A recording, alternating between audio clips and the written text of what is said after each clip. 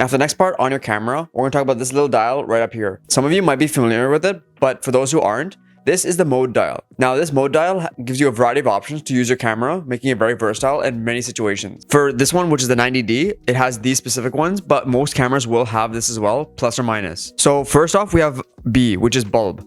Now this is when you press the shutter button down and it creates a photo accordingly. So when you let go of the shutter button, then the photo will be taken. So this is great for long exposures and things like that, where you want to capture the moment, where you really need to hold the thing down or have a long shutter time to be able to get the photo. Now I have something called C1. Now C1 is going to be my custom mode for manual. So this is something that you're going to be able to set the shutter, ISO, aperture, etc. And your camera will automatically go to that once you go on the dial. So this is very useful for things like photo or video where you want to specifically jump to a preset that you have, which is fantastic for just various different situations. So let's say you're using manual typically just for day-to-day shoots, but then you are doing a shot and you want to capture a fast moment and you have it set up as like a sports mode or something.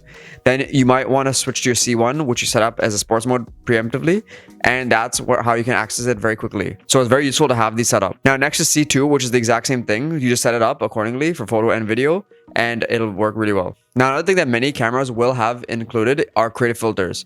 So some will have things like it'll soften it, it'll make it black and white, it'll be sepia, etc. There's a bunch of different things that your camera can do, and it's in camera. So it has very different effects for different camera brands, different actual cameras itself.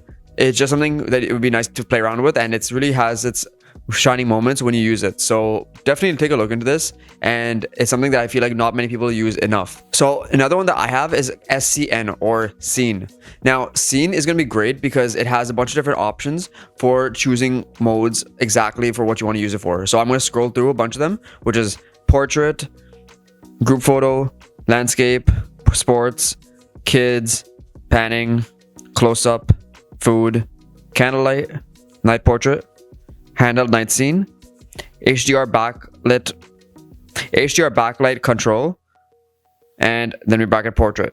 So we have a bunch of different modes that we can use to get the best picture possible for the exact scenario that we. So next is scene intelligent auto. Now this is going to be like a green plus with an A in the middle.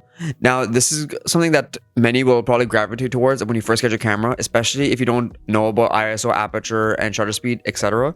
You just want to use this to get used to your camera and get semi-decent photos. One thing I will tell you to do is move to manual, which I will describe in a few minutes.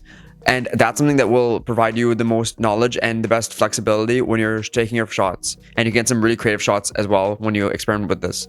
So it's something great to use if you need to start off. But again, I recommend using this only in certain scenarios if you are using it. So the next one is P, which is program AE, which means the shutter and the aperture are set automatically by the camera. So I'm assuming, again, I don't use this often, so I don't exactly know. And I'll put a definition on screen just so you can get an idea. But it just basically has your camera judge exactly what's happening according to the situation. And then it puts the settings exactly to that. Now, the next one is TV, which actually doesn't make sense with the what actually it's called. It's shutter priority AE, which is set your preferred shutter speed. So this is just where you can put things so it's higher or lower, and the picture it gives is a flowing versus frozen. So for example, if you're doing a long exposure and you want the nice like misty water that's like basically perfect, then you can do that, or you can do like it's frozen in time kind of thing. So this will help you achieve those goals exactly.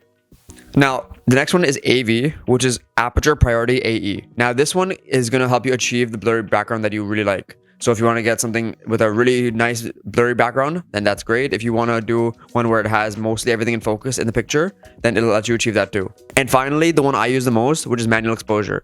Manual exposure is going to be one that you are probably going to gravitate towards once you know what you're doing with shutters, aperture, and everything else. It's just something to keep in mind to use when you can, because you will get so much flexibility and you can do things like shutter drags and a bunch of different things. It's just something that will make your life a little bit easier in certain situations.